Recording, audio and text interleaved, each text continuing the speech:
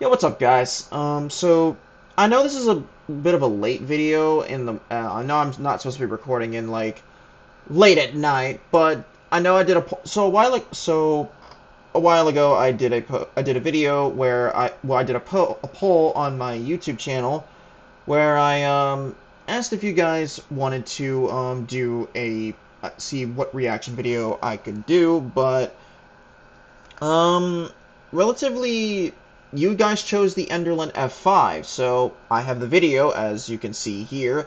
I have the video, and if you're curious as to why I'm using my avatar from VR chat, I'm actually VTubing this way, because thanks to my friend Mr. Salona. So we're gonna go ahead and get started on the Enderlin F5, the first F5 tornado in years. This is basically a reaction video, so. Alright, here we go. So in 3, 2, 1. Probably a violent tornado in here, guys. It's night in North Dakota, God, and I storm hate it chaser seeing Freddie this McKinney at night. is filming a developing tornado near the town of Enderlin. Oh my gosh! Oh my, oh God. Wedge. That, you can, okay, okay, I'm gonna go back to that. Hold on, I'm gonna go back to that. Near the town of Enderlin. Oh my god!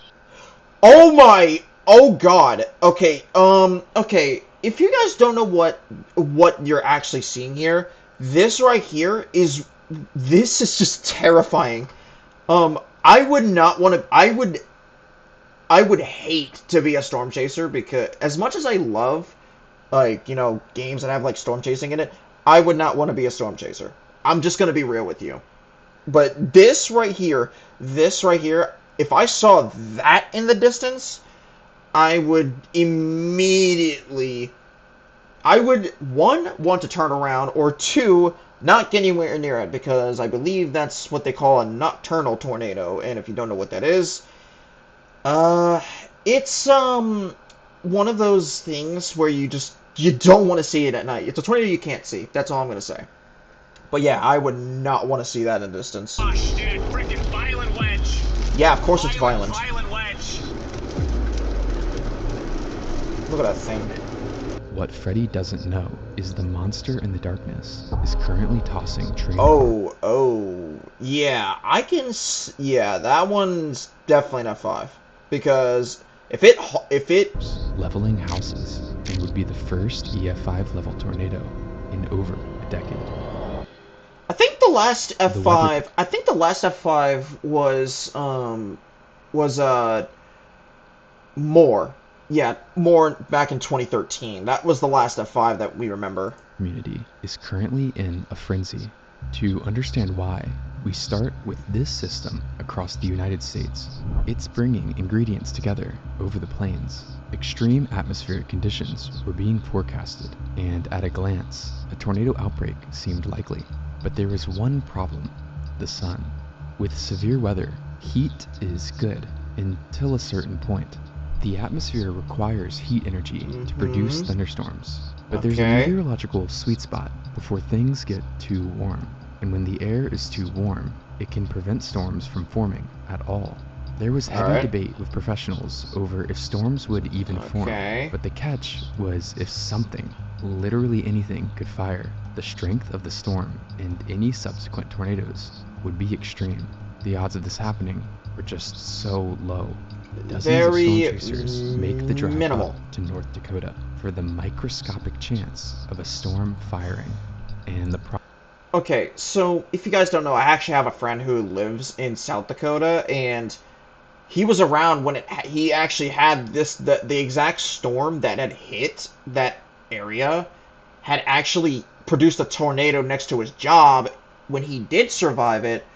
However, this exact storm was the exact one that produced this, from what I was told.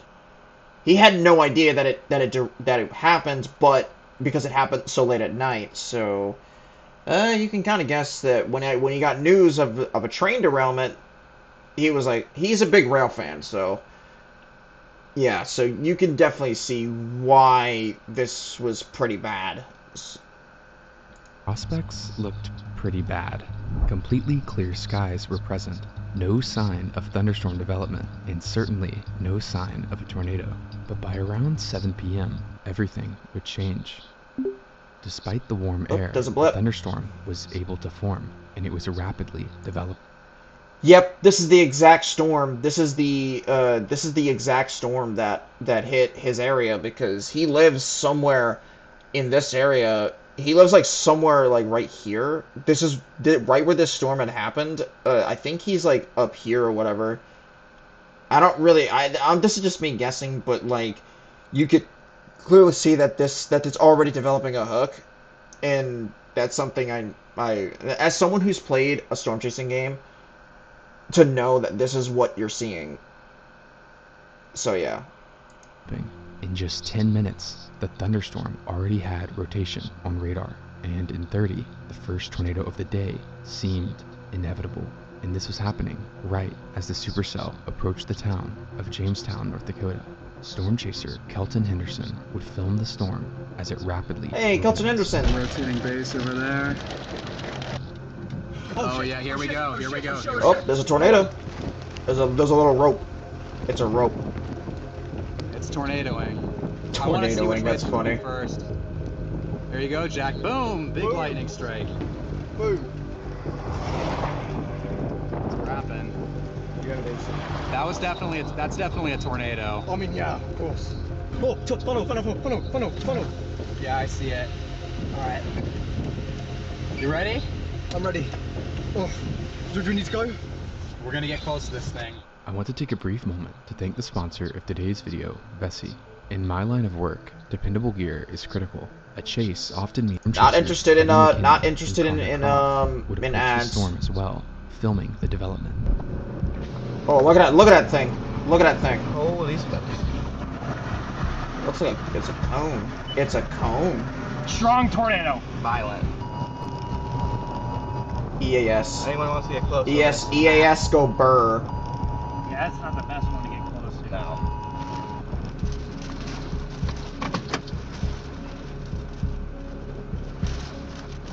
Why this RFD is so insane? I'm about to get rolled. I want to get out. You want to point it into the wind? No, I want to Yeah, that get thing out was of my car. violent. But Good luck. pretty much. Beautiful tornado. Yeah, you're right. It is beautiful. Pretty photogenic. You're right. Clear right. Oh my gosh, that is a freaking hog. That is a Hog. monster. Absolute monster tornado here. You gotta watch the collar cloud. Thing is insane. Yep, violent tornado. Violent tornado here. Okay. The ext- Okay. If you guys can comment as to why storm chasers constantly repeat violent tornado, violent tornado, violent tornado. Why do they do that? Like, I've never actually understood.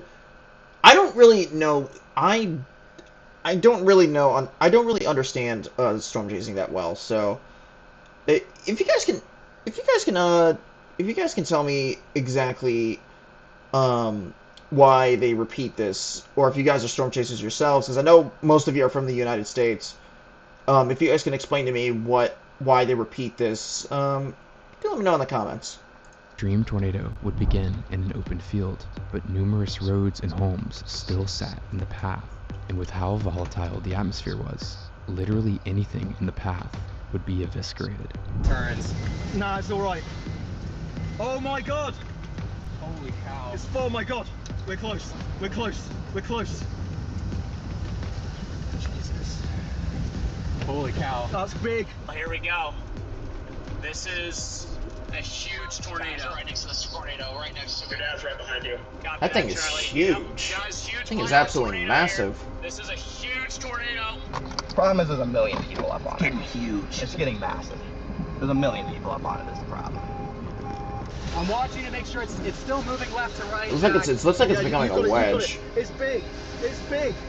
Oh shit, I'm getting water on the It looks like it's becoming a wedge from what I can see. Oh my god, man. It's perfect. It's perfect. Oh my god. While most chasers were getting a backlit view from the south, one local chaser, Kayla Gilbertson, would record from the west side, where the sun would illuminate the vortex and show its violent motion.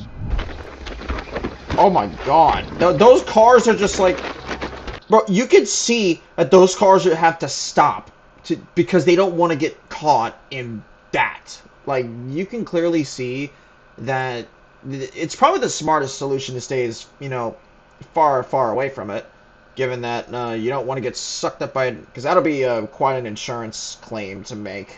Tornado damage. I don't know if insurance covers tornado damage to a car. Oh my god!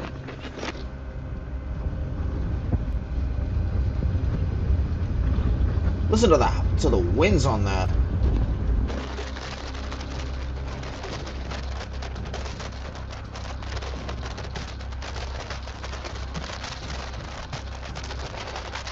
Traditional chasers were not the only people tracking the intense tornado. To the west, a research team called the Otis Project was also there. The goal of the project was to fly specialized drones into tornadoes. Oh, we get to see a to collect drone video. atmospheric We get to data, see a and drone. they were about to get the data of a lifetime. Oh, you can hear it. Okay. I don't know if that's actually the wind. I don't know if that's the actual wind that I'm hearing, but it sounds like it. I know wind can sound like that, but I don't know if that's actually the wind. But yeah, we get to see a drone view of this.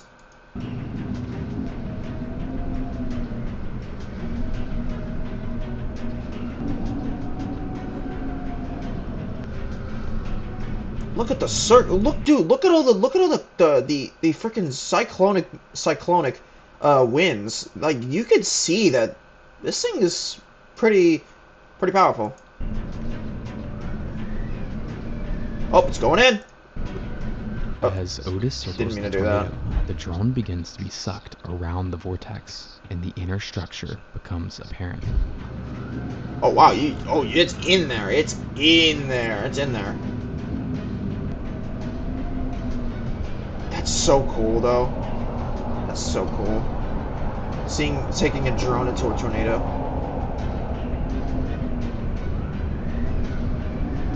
Yeah, I think that's the By wind. this point, based on appearance and radar analysis, the tornado was likely in the upper echelon of intensity, and so far, it had avoided most structures in the area. This was about to change. A singular farmstead would be engulfed by the outer wind field, and even though it was only grazed, extreme damage would occur at the property. But Oh, the most God. incredible damage wouldn't occur to the structures. Rather, it would occur to the vehicles. As multiple cars from the property are siphoned into the tornado, they are shredded to nothing. Yeah, that. Images show bare vehicle frames Ooh, on top of unearthed yeah, that's soil pretty bad from where the damage. That's pretty tornado bad was damage. quite literally digging into the ground. There is no doubt this tornado was already unfathomably violent. I just hope that those people who owned that house had insurance for both the house and the cars, because, you know, that's gonna be a pretty pricey insurance claim. As the vortex began to reach peak intensity, chasers would watch as the storm began to shroud itself in heavy rain. Yep, it's getting rain wrapped. No, we're good. Dude, this is a tornado that you can't screw with. No, it's not. This is a Yeah, tornado. no, it's If you get yeah. too close to this, you freak. Yeah, of course you don't want to screw with a tornado. It's a freaking tornado. It's obvious. Can die, dude.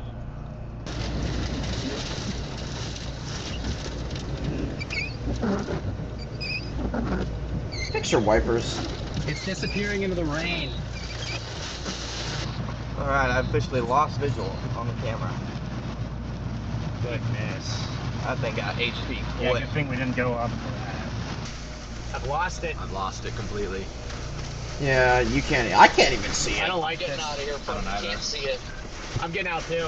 Yeah, I've been staying further back from this one. The now invisible tornado would begin to change direction as it also began to dissipate. This first circulation would be named the Spiritwood tornado, and its final rating, despite the extreme nature, would be EF3 due to the minimal damage it caused. As the sun began to set, the storm would ramp up to produce its next tornado. Connor Croft would get ahead of the new circulation as it formed. Unlike the first tornado, which began extremely visible, this next one would instantly wrap itself in rain as it grew to over half a mile wide.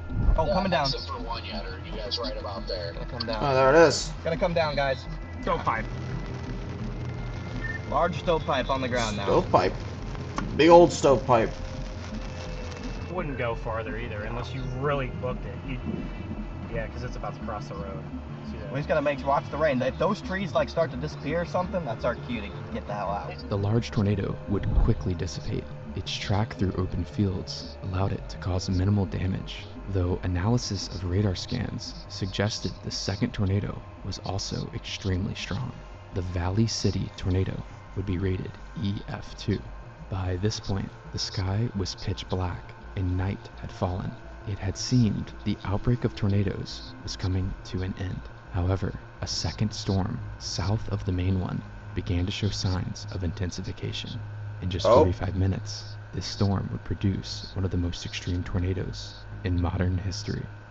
Pretty much every storm chaser in the area notices the uptick in intensity on the southern storm and begins to bail south through the blinding rain and wind. The storm doesn't wait for chasers to come to it though, and produces its first tornado near the town of Fort Ransom at 10:15 p.m. This tornado, unlike the massive wedges so far, was relatively thin. It narrowly missed multiple homes. While it curved to the north, one chaser, Tanner Charles, was able to get in position to catch the end of the tornado. Oh, it is like frickin' twisters up in this joint, bro. Oh, wow. Oh, wow. That's Look at cool. that That's guys. cool. You can see it you can see it. Oh, wow. That's an elephant's trunk. Elephant's trunk. This intense but short-lived tornado is a common occurrence in extreme supercells, ramping up in intensity, almost like the storm is calibrating its rotation before unleashing a monster. And All at right. this point, This better. I hope storm this is is the ready. this is the Paved one that road dropped it. options around the storm funneled the majority of chasers first south, east, and then heading north, viewing it from the south. We're headed north to Sheldon. If that couplet is legit, there should be a strong tornado. It's not nothing I can see contact with the ground, but there's definitely something back there. It is popping again. Whoa, that was so close. There's something dusty back there. Gotta be blasting north right now. Okay guys, I do have a large... Oh, yep, wedge tornado guys, wedge tornado to my northwest, I can confirm. Oh, definitely. Oh, Down. Oh, there it is. There's Oh the my God, monster. Tornado. There it is. My walkie just died. Holy cow, that's a monster. Yeah, I think there's a tornado. Yeah, there's a tornado. Tornado. Big wedge tornado. Wedge. Trending to... Oh, that left edge is huge, bro. A freaking massive tornado. Whoa, holy. Okay, yeah, we can. There it is. Cow. Monster. Oh my God. Got it here in 4K. Insane violence. A massive tornado would touch down at 11:02 p.m. and in under a minute, it would grow to nearly a mile wide. Oh my gosh, it's a huge tornado. I wish service wouldn't sell. Yeah, That's all I gotta if there's say. any. I don't know if Starlink could be working. A chance of that. I'm on Starlink on my phone Trying to, and yeah. it's spotty. Okay. Yeah, it's just Jeez, that thing, the lightning on that, wide tornado. it looks like it might be a while. Tornado. Oh my gosh, violent tornado. Oh my God, you can see that sucker from, that thing is huge. Big wedge. At this point, Sucker's the tornado huge. would be harboring some of the strongest winds conceivable on the planet, and it was heading directly for a railroad track packed with train cars.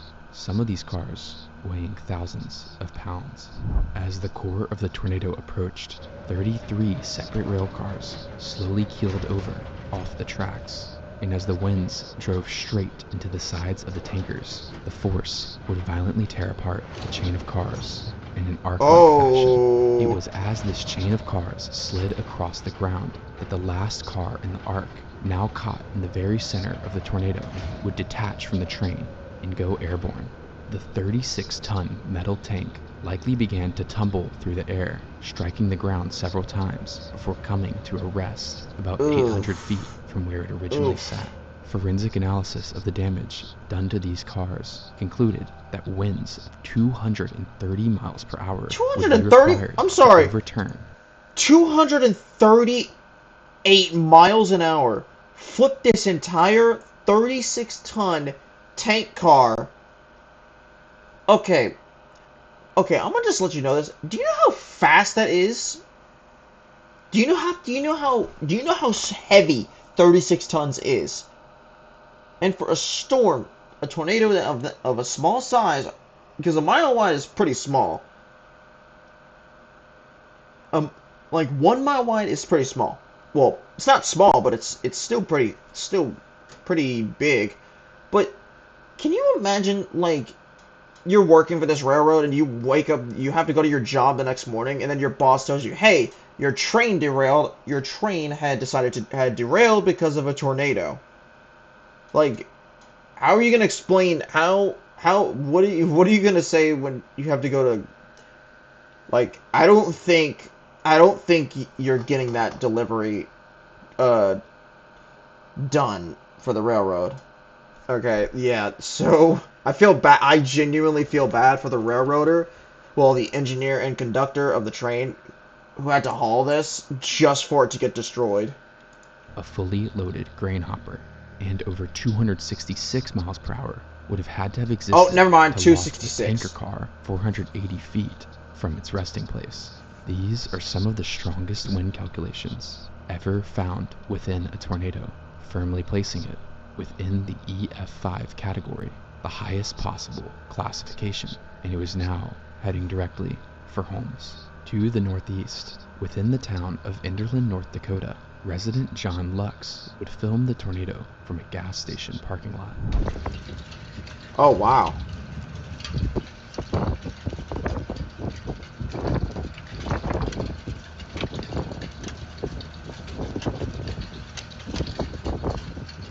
Oh, that looks cool. You can actually see the... Stitching together frames of the video shows the... You can see, like, the storm structure of this. Like, that is an absolutely nice view of that entire storm. Can we just say that, can we get a W for the guy that filmed this, of this beautiful nighttime tornado? Like, this is incredible. That I'm gonna simply say that that's incredible. It looks really good. And you can even see the tornado itself. Like, you can see it right here. over mile-wide wedge tornado. Above it is some of the most incredible storm structure ever. To the south, storm chaser Alex Russell would take a series of photos of the tornado in the distance, further showcasing the incredible storm structure and enormous size of the tornado. The circulation, now over a mile wide, would hit its first structure. While not a direct hit, the home would still be practically destroyed. Luckily, no one was home at the time. As the path curved to the north, swaths of forest would be violently shredded, with some trees removed completely from their root systems and thrown. By this point, the tornado was crossing Highway 46, and across the highway were two homes with people inside. As the core crosses directly between the structures, the violent winds would sweep both completely off their foundations. Nothing would remain of either property. At the west home, cognizant residents would shelter below ground in their basement, surviving with minor injuries. However, an older couple in the east home, Michael and Catherine Den, would not share the same fate, instantly dying as the home ceased to exist. The tornado at this point would begin to turn due north, similar to the rest of the tornadoes in the outbreak. Chasers would continue filming as the tornado shedded its cloud base, exposing a sprawling tube in the night sky. No, these trees, man. There should be a gap. There's so many trees on this road. That's a tube. Dude, you can look at that thing. Should be a tiny road. Yeah. Yeah, that's a tube. You see it? Yeah, I see. Yeah, you can see it. Yeah, you can even see it through the clouds. The extreme tornado was not done, and another home lies in its path. Once again, as the core moved directly overhead, the house was completely decimated, instantly killing 89-year-old Marsario Lucio. The vortex would finally end its path at 11:20 p.m. being on the ground for nearly 20 minutes. Strangely, the storm would produce another wedge tornado after this time moving at a bizarre southeast direction. Fortunately though, it hit mostly open farmland, and as it dissipated, the tornado outbreak would end just before midnight. For 108 days, the Enderlin tornado would remain at an EF3 rating, perhaps an unfortunate underestimate of the extreme winds.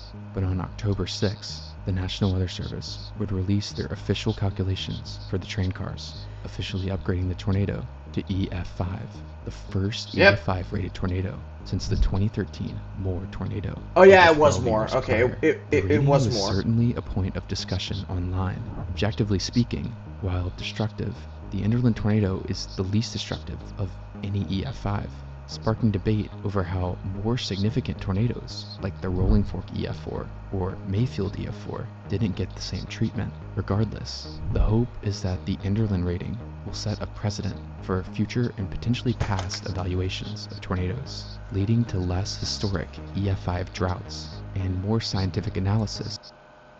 Okay guys, so that is the end of the video. I'm definitely gonna say this,